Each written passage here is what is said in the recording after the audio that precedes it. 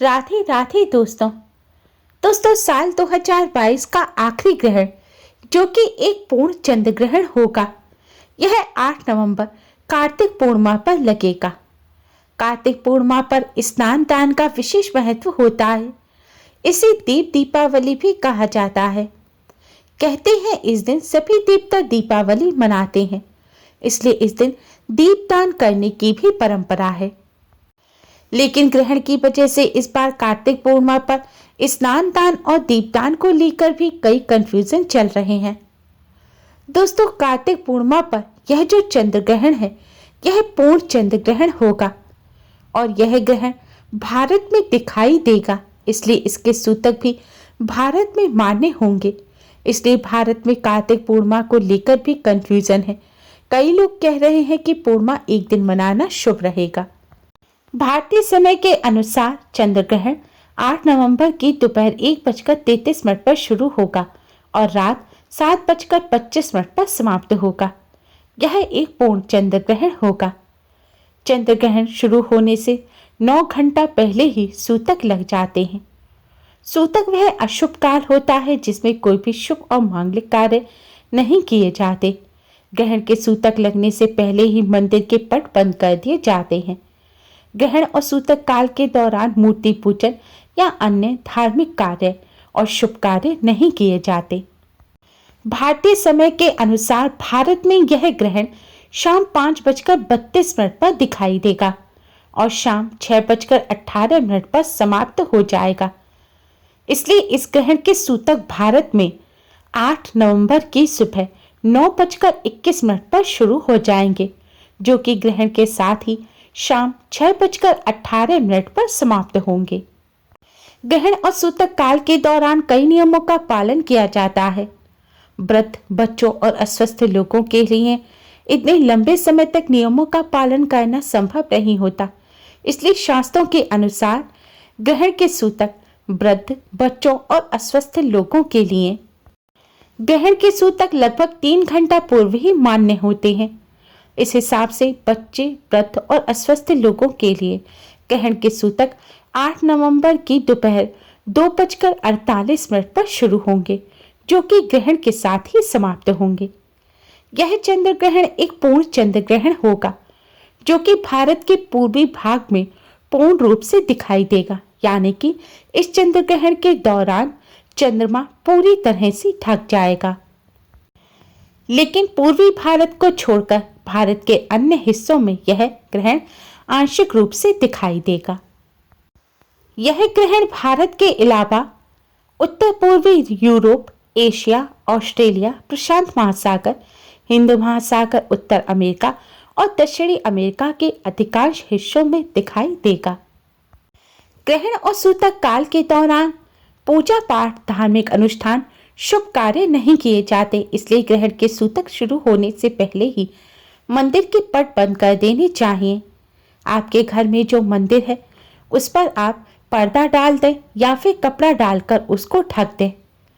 ग्रहण और सूतक काल के दौरान मंत्रों का जाप किया जा सकता है, लेकिन मूर्ति पूजन करना वर्जित होता है। ग्रहण और सूतक काल के दौरान कोई भी शुभ काम, देवी देवताओं का पूजन नहीं किया जाता। इस दौरान ना तो भोजन पकाना चाहिए और ना ही भोजन खाना चाहिए। ग्रहण को खुली आंखों से नहीं देखना चाहिए। धर्मशास्त्रों के अनुसार ग्रहण जब लग रहा हो तब खुले में नहीं जाना चाहिए, जिससे ग्रहण की छाया आपके ऊपर ना पड़े। विशेष तौर पर गर्भवती महिलाओं को ना तो ग्रहण देखना चाहिए और ना ही घर से बाहर जाना चाहिए।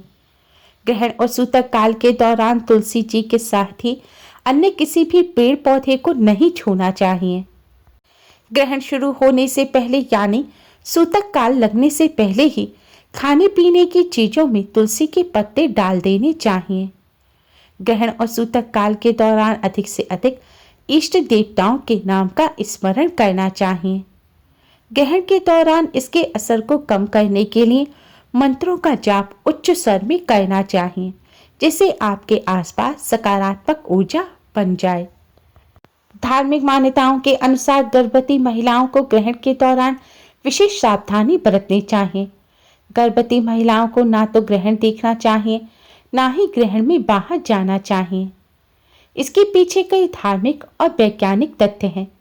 ग्रहण के दौरान अगर गर्भवती महिलाएं ग्रहण को देखती हैं तो इससे निकलने वाली जो किरणें हैं यह गर्भ पर अशुभ प्रभाव डालती हैं।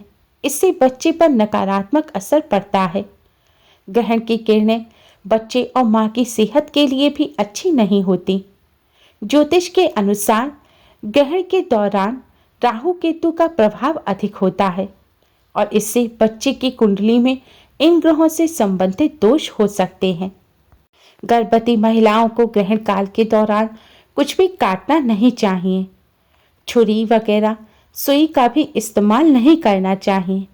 कहते हैं इस दौरान कुछ काटने से बच्चे के अंग पर असर पड़ता है, इसलिए इस दौरान गर्भवती महिलाओं को कुछ भी धारदार चीज़ों का इस्तेमाल नहीं करना चाहिए। ग्रहण काल के दौरान गर्भवती महिलाओं को अपने गर्भ पर गेरू लगाकर रखना चाहिए। ऐसा करने से गर्भ पर ग्रहण का दुष्प्रभाव नहीं पड़ता। ग्रहण और सूतक काल के दौरान मलमूत्र त्यागना भी वर्जित होता है। इस दौरान सोना भी नहीं चाहिए। सौंदर्य प्रसाधन का इस्तेमाल नहीं करना चाहिए। कहते हैं इस समय नकारात्मक शक्तियां अधिक बढ़ जाती हैं। ऐसे में सादगी से रहना चाहिए और पूर्ण ब्रह्मचर्य का पालन करना चाहिए। इस समय सब्जी काटना, खाना बनाना, नाखून काटना, बाल काटना आदि कार्य भी वर्जित होते हैं। इस समय कपड़े भी नहीं सिलने चाहिए और ना ही धोने चाहिए। ग्रहण और सूतक काल के दौरान अधिक से अधिक भगवान का मन ही मन पूजन करना चाहिए। शास्त्रों के अनुसार चंद्र ग्रहण और चंद्र ग्रहण के सूतक के दौरान जो पूजन किया जाता है उसका 1,00,000 गुना पुण्य फल प्राप्त होता है। जैसे आप एक बार ओम नमो भगवते वासुदेवाय मंत्र का जाप करेंगे तो इसका मतलब है आपने 1,00,000 बार इस मंत्र का जाप कर लिया है। इसीलिए ग्रहण और सूतक काल के दौरान अधिक से अधिक अपने इष्ट का पूजन करना चाहिए। चंद्र ग्रहण के दौरान चंद्रदेव से संबंधित दोषों से राहत पाने के लिए चंद्रदेव के मंत्रों का जाप करना बहुत शुभ माना जाता है। इस दौरान गायत्री मंत्र का जाप करना चाहिए। ऐसा करने से पितरों की आत्मा को भी शांति मिलती है। पितरों के कष्टों को दूर करने के लिए इस समय गीता जी का भी पाठ किया जाता है। अगर आप किसी रोग से पीड़ित हैं तो आपको इस समय महामृत्युंजय मंत्र का जाप करना चाहिए।